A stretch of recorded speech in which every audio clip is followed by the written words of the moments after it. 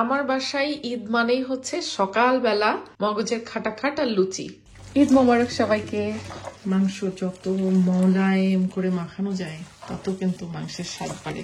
ক্যারামেলের কালারটা কি সুন্দর আসছে দেখছেন? গঙ্গার ঝোল হয়ে গেছে দেখেন, এক ফোঁটাও পানি দিই নাই আমি। আসসালামু আলাইকুম, কেমন আছেন সবাই? আমার শরীর তো এই যাচ্ছে। আজকে আমাদের এখানে চাঁদ রাত, আসলে কোরবানি ঈদে তো চাঁদ রাত হয় না, এটা বলার জন্য বলা বা বোঝার সুবিধার্থে বলা। তো আজকে আমার অফিস আছে, সকালবেলা করে বের হচ্ছে, অফিসে যাচ্ছি। বাট আজকে বাসায় ফিরে অনেক রান্না বান্নার প্রিপারেশন আছে। অনেক বলতে মানে ছোট সংসারে টুকটাক কিছু তো তাও করতেই হবে। তো চলেন তাহলে আজকের ভিডিওটা শুরু করি। স্যার আসি তাইলে, থাকেন। আর অগ্রিম ঈদ মোবারক। হ্যাঁ হ্যাঁ, যদি না আসে আর বাংলাদেশ চলে যাবো। হ্যাঁ, বিদেশ চলে যাবো আমি। থাকেন আপনি বাড়ি। কই যাবেন আপনি? বিদেশ না? আচ্ছা ঠিক আছে, থাকো, আল্লাহ হাফেজ। আমার আজকের দিনের সঙ্গী, আমি জাস্ট 2 মিনিটের জন্য একটা ট্রেন মিস করছি। এখন আমাকে যেটা করতে হবে, 2 মিনিটের জন্য 20 মিনিট অপেক্ষা করতে হবে স্টেশনে নেক্সট ট্রেনের জন্য। আমার আজকের দিনের আরেকটা সঙ্গী হচ্ছে টিস্যু। ওই যে বললাম আমার এখানে সাইনাসের প্রবলেম হয়ে মানে প্রচুর পানি জমে আছে, সো অ্যান্টিবায়োটিক চলতেছে আর প্রচন্ড ব্যথা, চোখ, নাক, মুখ। তো এইভাবে ঈদ কাটতেছে। যাই হোক, ঈদের আগের দিনও কোনো ছুটি নাই। এখন বসে স্টেশনে ওয়েট করতেছি, অফিসে যাব ট্রেনের জন্য।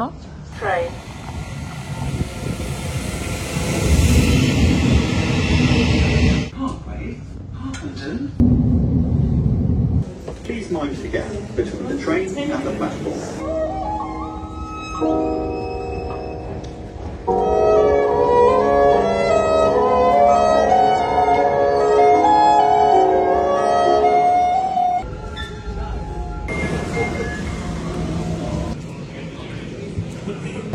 চলে আসছি।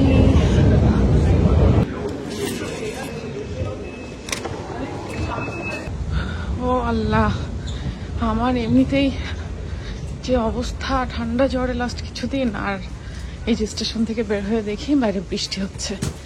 আমার কাছে নাই কোনো ছাতা। এখন কি করব? কিচ্ছু করার নাই।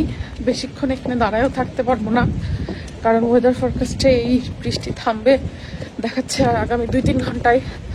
সো স্টেশন থেকে আমার অফিসে হেঁটে যেতে মিনিট 5 মতো লাগে। আর এখন আমি বাংলাদেশের রিক্সা মিস করতেছি। বাংলাদেশের মধ্যে যদি অটো বা রিক্সা থাকতো, কিছু একটা করে 5 মিনিটের পথ চলে যেতে পারতাম। এখানে সেই বয়ে নাই। এখন এই যে ভিজতেছি, কিচ্ছু করার নাই। এবং আমি জানি এই 5 মিনিট যেতে যেতে বেশ ভালো আকারে ভিজে যাব, কারণ যে বৃষ্টি হচ্ছে এটা গুড়ি গুড়ি বৃষ্টি না, তার থেকে একটু বেশি। এই যে দেখেন, বৃষ্টিতে পুরা ছেয়ে গেছে। আমি যখন সকালে বের হয়েছিলাম, আমাদের ওদিকে ওয়েদারটা ভালোই ছিল, মেঘলা ছিল, বাট বৃষ্টি দেখাচ্ছিল না। লন্ডনের ওয়েদার চেক করতে আমার খেয়াল নাই। লন্ডনে পৌঁছায় দেখি যে বৃষ্টি। কপাল কপাল, এই যে অবস্থা, ভিজে একেবারে কাক ভেজা হয়ে অফিসে ঢুকতেছে।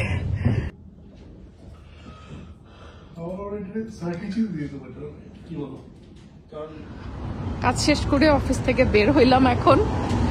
এখন তো তাও সামার টাইম দেখে দিন থাকতে থাকতেই বাসায় পৌঁছায় যাই। আর যখন উইন্টার টাইম হয় তখন বাসায় পৌঁছাতে পৌঁছাতে মনে হয় যেন ঘুটঘুটে অন্ধকার হয়ে যায়, কারণ সময়ের ডিফারেন্সটা বেশি হয় সামার এবং উইন্টারে। এখন বাসায় গিয়ে আমার ঈদের রান্নার প্রিপারেশন নিতে হবে। সো কালকে যেহেতু আমাদের এখানে ঈদ, আর রাত্রেবেলায় আগের দিনই যদি একটু রান্না বান্না করে রাখি তাহলে সুবিধা হয়। তো এখন যাচ্ছি স্টেশনে, হুড়মুড় করে বাসায় চলে যাব, যে ঈদের রান্না বসাবো। আচ্ছা, এবারের ঈদে আপনারা কে কি আয়োজন করছেন বলেন তো? মানে কে কি কি রান্না করার প্রিপারেশন নিচ্ছেন? যদিও বাংলাদেশে একদিন পরে ঈদ হবে, ইউকেতে একদিন আগে। তো আপনাদের ঈদের প্রিপারেশন কি কি রান্নার?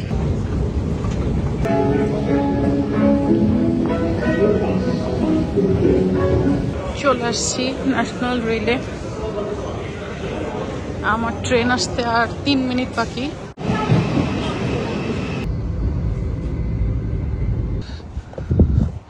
চলে আসছে স্টেশনে, কিন্তু আজকে আমার জামাই মশাই লেট, সে এখনো আসে নাই আমাকে নিতে। সামার টাইমটা এই জন্য ভালো লাগে যে যখন আমি বাসায় পৌঁছাই অফিস থেকে তখনও ফকফকা আলো থাকে, দিন থাকে। আর উইন্টারটাতে যখন আমি অফিস থেকে বাসায় আসি তত সময় মনে হয় যেন কোনো কাকপক্ষেও নাই, সব ঘুমাই গেছে, একদম রাত গভীর হয়ে যায়। এই হচ্ছে প্রবাসে আমাদের এবারের ঈদ। এবার ঈদে কোনো শপিংও হয় নাই, ইভেন বাচ্চাদের পর্যন্ত আমি ঈদের কোনো জামা কাপড় কিনি নাই, কারণ রোজার ঈদে বাংলাদেশে ছিলাম, ওখান থেকেই অনেক কিছু কেনাকাটা করে নিয়ে আসছি, গিফটও পাইছি। তো অনেক জামা কাপড় আছে এখনো, আসলে নতুনই আছে, পরা হয় নাই। আর স্কুলও আছে আমার বাচ্চাদের ঈদের দিনও। তো আমি জানি না আসলে যে ঈদের দিন স্কুলে সকালে ফোন করে ছুটি নিব কিনা, দেখি। মানে ঈদের কোনো প্রস্তুতি নাই, বাট রান্না বান্না হবে। এখন আপনাদের ভাইয়ার জন্য আমি স্টেশনে ওয়েট করতেছি, ও আসবে। আমাকে নিয়ে যাওয়ার পরে বাসায় আমি একদম কোমরে মাঞ্জা বেঁধে কিছু হালকা পাতলা হলেও ঈদের রান্না তো করবো, তাই না? কি ঈদ? কি এই ঈদ নাই? হ্যাঁ, না, ঈদ আর ঈদ নাই। আরে তারপরেও চলো, যা হয় এবার একটু রান্না বান্না করি। গোস্ত আর ভাত খাই কি? একটু গোস্ত রান্না করি গা, মাকা মাকা খাই কি? আর একটু সেমাই ভিজাই গা। এই ঈদ আর কি। আর হুটুরের পুটুরের ডাইপার চেঞ্জ করা রেগুলার আছে। থালাবাটি মজা, আর থালাবাটি মজা। কোনো কিছু করবো বলে তেমন প্ল্যান ছিল না, তো সকালে অফিসে যাওয়ার আগে ডাবলি ভিজায় যাব এইটাও মাথা থেকে চলে গেছে। তো যাই হোক, এখন বাসায় এসে আগে ঈদের দিন ফুচকা চটপটি খাইতে আমার খুব ভালো লাগে। মানে নর্মালি মানুষ তো সেমাই, পায়েস, মিষ্টি জাতীয় জিনিস করে, আমি একটু ঝালের প্রতি ক্রেভিংসটা বেশি, তো ওই জন্য ফুচকা চটপটি রাখার চেষ্টা করি। তো একটু লেট হয়ে গেল, রাত্রে যদি আমি ডাবিটা সেদ্ধ করে রাখতে পারতাম আমার কালকে ঈদের দিন সকালের জন্য প্রিপারেশনটা ভালো হতো। বাট ঠিক আছে, আমি এখন সন্ধ্যাবেলা ভিজাই দিচ্ছি, লেট নাইট ফুচকা চটপটির ব্যবস্থা করব। তো আগে এটা ভিজাই, তারপরে আমি ড্রেস আপ চেঞ্জ করে এসে বাদ বাকি রান্না শুরু করব, ঈদের রান্না। আমার বাসায় ঈদ মানেই হচ্ছে সকালবেলা মগজের খাটাখাট আর লুচি। সেজার পাপার খুব পছন্দ। আমার বিয়ের পর থেকেই প্রতি বছর আমি ঈদের দিন সকালবেলা এই আইটেমটা রাখার চেষ্টা করি। মাংস যে এনে রাখছিলাম ওটা তো রান্না আমি বসাইতে পারি নাই, তো ওইটাই এখন আমি রান্না বসাবো। কিছুটা লবণ দিয়ে আর একটু পানি দিয়ে আমি মাংসটাকে একটু ভিজায় রাখবো। যেহেতু ল্যামের মাংস, অনেক সময় দেখা যাচ্ছে ল্যামটা একটু গন্ধ গন্ধ করে বা এরকম মনে হয় অনেকের কাছে, যদিও আমাদের কাছে আসলে ল্যাম খেতে খেতে অভ্যস্ত হয়ে গেছি, এখন আর ওরকম কিছু মনে হয় না। বাট তারপরেও আমি সাধারণত চেষ্টা করি হচ্ছে ল্যামের মাংসটা একটুখানি পানি দিয়ে এরকম ডুবো পানি করে কিছুটা লবণ দিয়ে ভিজায় রাখতে, তারপরে সুন্দর করে রান্না করলে ল্যামের মাংস খেতে খুব মজাই হয়। ল্যামটাকে এবার কষাবো আমি হচ্ছে হাতে মাখা মশলা দিয়ে। তো এখানে আমি একটু কাঁচামরিচ আর গোটা যে মশলাগুলো সেগুলো দিয়ে দিছি, জিরার গুঁড়া দিয়ে দিচ্ছি, মরিচের গুঁড়া, ধনিয়ার গুঁড়া, হলুদের গুঁড়া, আর এইখানে হচ্ছে আমি আদা রসুন একসাথে ব্লেন্ড করে রাখছি, ফ্রেশ আদা রসুন। নর্মালি কিন্তু আমার বাসায় আমি হচ্ছে ফ্রোজেন যে কিউব কিনতে পাওয়া যায় দোকানে আদা রসুন পেস্টের, সেটা ইউজ করি। বাট কুরবানির মাংসের জন্য আমি হচ্ছে ফ্রেশ আদা রসুন করছি, আগে থেকে করে বক্সে করে রেখে দিছি। তো সেইটাই আজকের এই ঈদের ল্যাম রান্নাতেও ব্যবহার করছি, আর বাদ বাকি যতটুকু থাকবে এতটুকু আমার হচ্ছে কোরবানির মাংসতে আমি রান্না করার জন্য ইউজ করব। পেঁয়াজ কুচি দিয়ে দিব, স্বাদ মতো লবণ। আমরা অলিভ অয়েলের রান্না খাই, তো আমি হচ্ছে অলিভ অয়েল অল্প কিছুটা দিব আর সরিষার তেল দিব একটু, ব্যাস। দেখো হাত না কাটো। হ্যাঁ, হ্যান্ড গ্লাভস পরে নিলে একটু ভালো হতো, কারণ এই যে মাংসের হাড়ের কুচি কুচি ইয়ে থাকে। আর এখানে মেশিনে কাটে তো মাথাগুলো খুব চোখা হয়।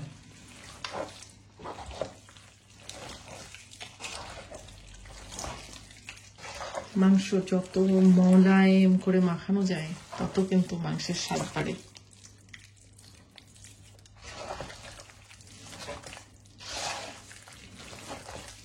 মাংসটা এবার কষাতে দিয়ে দিলাম। গঙ্গার ঝোল হয়ে গেছে দেখেন, এক ফোঁটাও পানি দেই নাই আমি, ইভেন আমি হাত ধোয়া পানিটাও দেই নাই এটাতে, তাও ঢাকনা দিয়ে কষাইতে কষাইতে এরকম অবস্থা। আর আমার মনে হয় না এর মধ্যে কিছু পানি দেওয়ার দরকার আছে, বরং এইটাই কষাতে কষাতে শুকায় ফেলতে হবে পানিটা, ততক্ষণে মাংস রান্না হয়ে যাবে। ডিম ধুয়ে আলুর সাথে এখানে সেদ্ধ বসাইছি, আর চটপটি ফুচকার জন্য ডাবলি আলাদা আমি এই হাঁড়িতে সেদ্ধ বসাবো।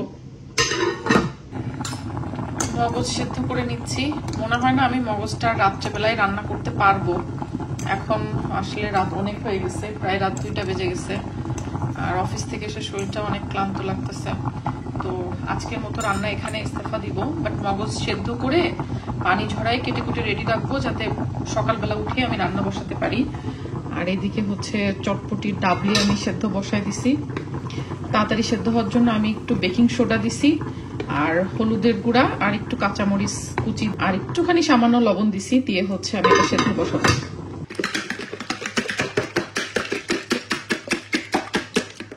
পুডিং এর জন্য এখন সবশেষে ক্যারামেল বানাচ্ছি। পুডিংটা রাত্রেই বসায় দিব, হতে থাক। আর এটা হইতে হতে আমি একটু ঘর দোর গুছায় ফেলবো। পুডিং এর ক্যারামেল একদম সেট, ঠান্ডা করতে দিব। ডান। ক্যারামেলের কালারটা কি সুন্দর আসছে দেখছেন। এখন একটা ছাঁকনি দিয়ে ছেঁকে এই ডিম আর দুধের মিশ্রণটা দিয়ে দিব। এর মধ্যে চিনি আছে, ভ্যানিলা এসেন্স দিছি, আর হচ্ছে এটা ছেঁকে দেওয়ার কারণ হচ্ছে যাতে ভেতরে লাম্পস না থাকে। আর ডিম যতই বিট করা হোক না কেন, কেমন জানি একটা লাম্পস থাকে, আবার দুধের সরও থাকে, তো এগুলা ছেঁকে দিলে পুডিংটা ভালো স্মুথ হয়। বিসমিল্লাহ।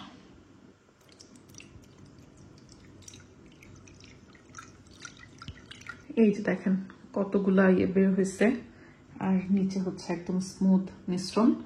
চুলায় একটা পাত্র বসে আমি হচ্ছে কিচেন ন্যাপকিন দিয়ে দিছি, যাতে হচ্ছে পাত্রটা না তোলে, এটা খুব সুন্দর মতো স্টে করে। আর এবার দিয়ে দিচ্ছি হালকা গরম পানি ফার্স্ট দিয়ে।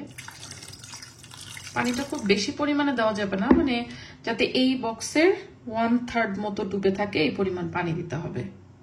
পুডিংটা এবার হতে থাক, আর একটু পরে এসে আমি চুলাটা বন্ধ করে দিব, জাস্ট 20 থেকে 25 মিনিট। আজকে রাতের মতো রান্না শেষ। এখন বাজে হচ্ছে অলমোস্ট এই যে 2:22, মানে 2:30 প্রায়। তো সকালে আবার উঠতে হবে, সেজের পাপা নামাজে যাবে, যেহেতু ঈদের নামাজ। সো আমি ভোরবেলা উঠে বাদ বাকি রান্না যেসব টাচআপ আছে করে ফেলবো। আর আমি সেমাইটা একদমই রান্না করি না এখন, সেমাই হচ্ছে সকালে করব, এই জন্য। চটপটি ডাবলিটাও প্রায় হয়ে আসছে। সো আজকের মতো আমার অল্প স্বল্প আয়োজন ঈদের এতটুকুই। ঈদ মোবারক সবাইকে।